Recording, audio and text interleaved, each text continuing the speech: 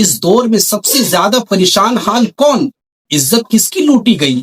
وقار کس کا ختم ہوا؟ مکان دکان کس کے جلائے گئے؟ تخت و تاج کس سے چھینا گیا؟ دولت و ثروت سے کون محروم؟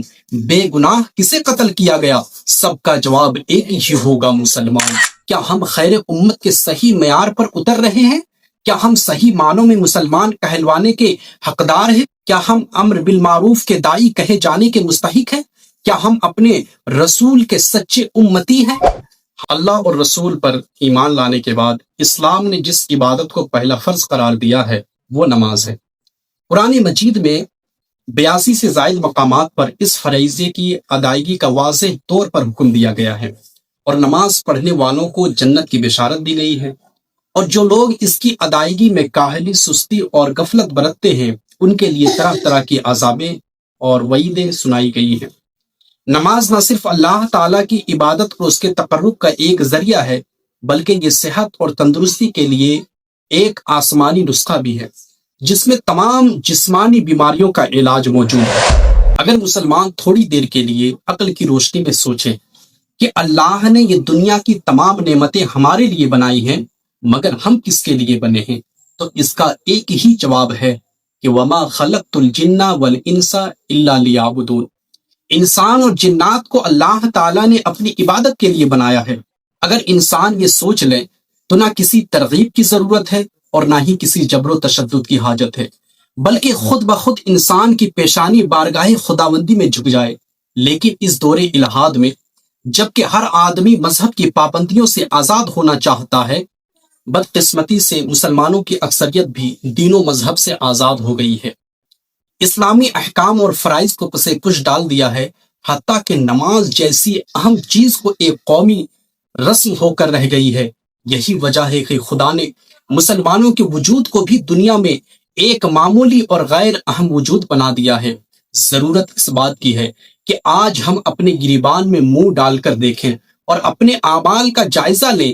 کیا ہم خیر امت کے صحیح معیار پر اتر رہے ہیں؟ کیا ہم صحیح معنوں میں مسلمان کہلوانے کے حقدار ہیں؟ کیا ہم امر بالمعروف کے داعی کہے جانے کے مستحق ہیں؟ کیا ہم اپنے رسول کے سچے امتی ہیں؟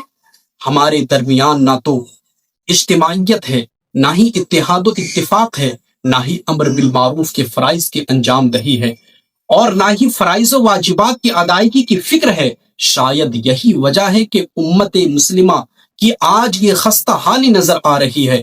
اگر آپ سوال کریں اس دور میں سب سے زیادہ پریشان حال کون؟ عزت کس کی لوٹی گئی؟ وقار کس کا ختم ہوا؟ مکان دکان کس کے جلائے گئے؟ تخت و تاج کس سے چھینا گیا؟ دولت و ثروت سے کون محروم؟ بے گناہ کسے قتل کیا گیا؟ سب کا جواب ایک ہی ہوگا مسلمان۔ میں پوچھنا چاہتا ہوں ایسا کیوں ہوا جبکہ قرآن کا اعلان ہے، خدا کا فرمان ہے وَأَنْتُمُ الْأَعْلَوْنَ إِن كُنتُم مُؤْمِنِينَ، اور تم ہی سربلند رہو گے اگر تم مومن ہو۔ قرآن کی یہ خوشخبری ہمارے کانوں میں مسرت و شادمانی کے رس گھول رہی ہے، لیکن ہمارا دل مسرور نہیں، زخموں سے چور چور ہے، حسرت و یاس کا اجڑا ہوا مازار ہے، حیرانیاں، پریشانیاں، مشکلات، غربت و افلاس دامن گیر ہے، محرومی اور ناکامی ہمارا مقدر ہے۔ آخر اتنا بڑا انقلاب کیوں آیا؟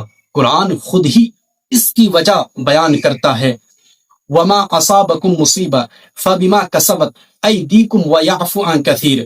تمہیں جو تکلیفیں پہنچی، تمہارے اوپر جو ظلم و ستم کے پہاڑ ٹوٹے، یہ سب تمہاری بدعمالیوں کا نتیجہ ہے۔ خدا بیزاری اور فرائض و واجبات کو پسے کش ڈالنے کا سبب ہے، احکام دین اور سنت سے روگردانی کا وبال ہے۔ آئیے ذرا اعمال و کردار کے آئینے میں قوم مسلم کو ایک نظر دیکھیں، اس کے اعمال کیسے ہیں تو پتہ چلے گا۔ زنا، چوری، ٹھگی، بدماشی، ظلم و ناانصافی، سود و گبن، حسد و کینہ، بغض و تکبر، شراب نوشی، جوا بازی، چرس گانجا، جھوٹ، دغا فریب، غیبت، چگلی، مکاری، حرام کاری، حرام خوری، ایذا رسانی، والدین کی نافرمانی اور بے شمار اخلاقی سماجی قیوب سے اس قوم کا دامن آپ کو داغدار نظر آئے گا۔ اس میں کوئی شک نہیں، ہماری بربادیوں کی وجہ خود ہمارے کالے کرتوت ہیں، ہماری بدعمالیاں ہیں۔ تاریخ کے اوراق شاہد ہیں کہ مٹھی بھر صحابہ کرام کی جماعت عرب کے صحرا سے اٹھی اور پوری دنیا پر رحمت کی گھٹا بن کر چھا گئی۔ ان کے لوہے نے ہر لوہے کو کاٹا۔ ان مٹھی بھر عرب مسلمانوں کے فتوحات کا جھنڈا ایک طرف افریقہ کو طے کر کے اندلوسیہ میں لہرا رہا تھا، تو دوسری طرف شام و ایران سے تجاوز کر کے خراسان ہوتا ہوا افغانستان کے ماتھے پر لہرا رہا تھا۔ ان کے گھوڑے بیک وقت مشرق میں ہندوستان اور مغرب میں اسپین کے دریاؤں کا پانی پیتے تھے۔ نہ ان کے پاس بندوقیں تھی، نہ طیارہ شکن توپیں، نہ ٹینک تھے، نہ میزائل، مگر جس طرف رخ کرتے تھے فتح و کامیابی ان کے قدموں کا بوسہ لیتی تھی۔ میدان جنگ میں دشمن کی فوج گیدڑ کی طرح بھاگتی دکھائی دیتی تھی۔ ان مٹھی بھر عرب مسلمانوں کا ایک پہاڑوں کی چٹانوں سے زیادہ مضبوط تھا۔ پابندی مذہب نے ان کو سر بلند کر دیا تھا۔ ان 313 افراد نے کائنات کی تقدیر پلٹ کر رکھ دی۔ ان کی اس کامیابی کا راز سوا اور کچھ نہ تھا کہ وہ اللہ اور اس کے رسول کے حکموں پر عمل کرتے تھے۔ اس لیے خدا اور رسول کی اطاعت نے انہیں سر بلند کیا تھا۔ ہوائے فضائے ان کا ساتھ دیتی تھی۔ اللہ کی نصرت اور مدد انہیں حاصل تھی۔